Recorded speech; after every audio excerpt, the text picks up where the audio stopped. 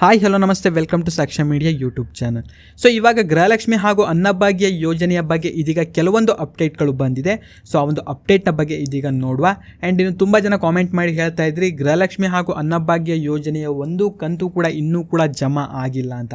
So ಅದ್ರ ಬಗ್ಗೆ ನಿಮಗೆ ಕಂಪ್ಲೀಟ್ ಆಗಿರುವಂಥ ಒಂದು ಕ್ಲಾರಿಟಿ ಸಿಗುತ್ತೆ. ಸೊ ವಿಡಿಯೋನ ಸ್ಕಿಪ್ ಮಾಡದಂತೆ ಪೂರ್ತಿಯಾಗಿ ನೋಡಿರಿ.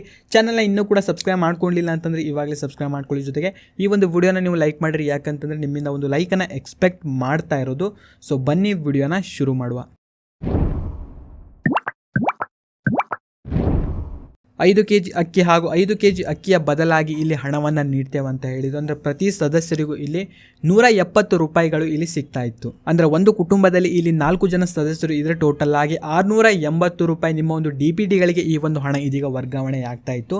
ಸೊ 4-5 ಕಂತುಗಳಾದರೂ ಕೂಡ ಈ ಒಂದು ಹಣ ಇದೀಗ ಜಮಾ ಆಗಿಲ್ಲ ಅಂತ ತುಂಬ ಜನ ಹೇಳ್ತಾ ಇದ್ರಿ. ಸೊ ಆಲ್ರೆಡಿ ಇದೀಗ ಕೆಲವೊಂದು ಜಿಲ್ಲೆಗಳಿಗೆ ಈ ಒಂದು ಹಣ ಇದೀಗ ವರ್ಗಾವಣೆಯಾಗಿದೆ. ಸೊ ನಿಮಗೆ ಈ ಒಂದು ಹಣ ಬಂದುಂಟಾ ಇಲ್ವಾ ಎಂಬುದನ್ನು ಪ್ರತಿಯೊಬ್ಬರು ಕೂಡ ಕಾಮೆಂಟಲ್ಲಿ ತಪ್ಪದೆ ಕಾಮೆಂಟ್ ಮಾಡಿರಿ. ಇನ್ನು ಗೃಹಲಕ್ಷ್ಮಿ ಯೋಜನೆಯ ಬಗ್ಗೆ ಇದೀಗ ನೋಡ್ತಾ ಹೋದರೆ ಸೊ ಇಲ್ಲಿಯವರೆಗೆ ಇದೀಗ 15 ಕಂತುಗಳನ್ನು ಇಲ್ಲಿಯವರೆಗೆ ನೀಡಲಾಗಿತ್ತು. ಸೊ ಇವಾಗ ಬರಬೇಕಾಗಿರೋದು 16, 17 ಹಾಗೂ 18ನೇ ಕಂತು.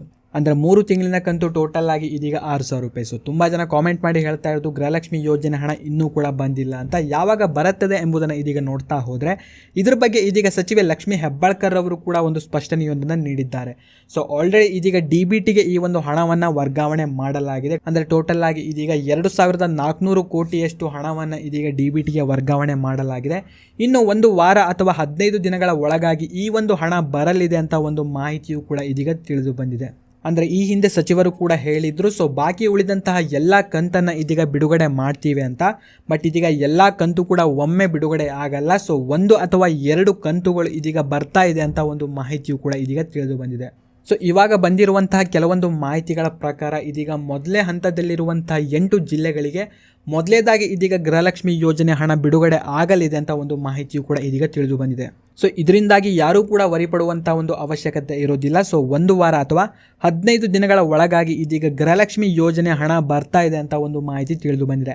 ಆ್ಯಂಡ್ ಇದ್ರ ಬಗ್ಗೆ ನಿಮ್ಮ ಒಂದು ಅನಿಸಿಕೆ ಹಾಗೂ ಅಭಿಪ್ರಾಯ ಏನೆಂಬುದನ್ನು ಪ್ರತಿಯೊಬ್ಬರು ಕೂಡ ಕಾಮೆಂಟಲ್ಲಿ ತಪ್ಪದೆ ಕಾಮೆಂಟ್ ಮಾಡಿರಿ. ಇನ್ನು ನಿಮಗೆ ಗೃಹಲಕ್ಷ್ಮಿ ಯೋಜನೆಯ ಲಾಸ್ಟ್ ತಿಂಗಳಿನ ಕಂತು ಯಾವ ಒಂದು ತಿಂಗಳು ಬಂದಿತ್ತು ಎಂಬುದನ್ನು ಪ್ರತಿಯೊಬ್ಬರು ಕೂಡ ಕಾಮೆಂಟಲ್ಲಿ ತಪ್ಪದೆ ಕಾಮೆಂಟ್ ಮಾಡಿರಿ. ವಿಡಿಯೋನ ನೀವು ಲೈಕ್ ಮಾಡ್ಕೊಳ್ರಿ. ಚಾನಲ್ನ ಇನ್ನೂ ಕೂಡ ಸಬ್ಸ್ಕ್ರೈಬ್ ಮಾಡದೆ ನೋಡ್ತಾ ಇದ್ದರೆ ಕೂಡಲೇ ಸಬ್ಸ್ಕ್ರೈಬ್ ಮಾಡ್ಕೊಳ್ಳಿ. ಹಾಗೂ ಈ ಒಂದು ವಿಡಿಯೋನ ನೀವು ನೋಡಿದ್ದಕ್ಕೆ ಧನ್ಯವಾದಗಳು.